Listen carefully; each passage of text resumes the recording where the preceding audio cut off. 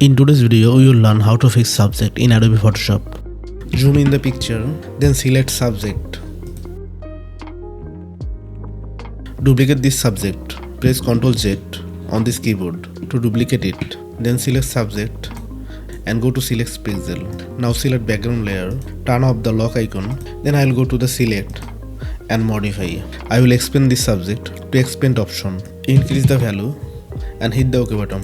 Then go to edit and content flower and hit the OK button. Then select the top of the layer. Then again I will go to the edit option. In this case I will click propagate warmth. Double click here and fix it.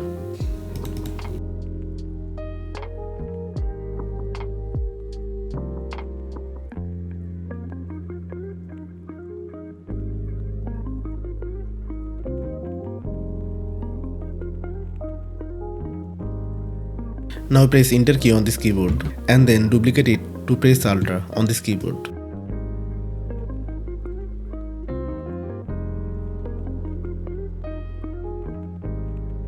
It was like this before and then it is like this now. Subscribe to our channel and turn on the bell icon so you don't miss any of our upcoming videos.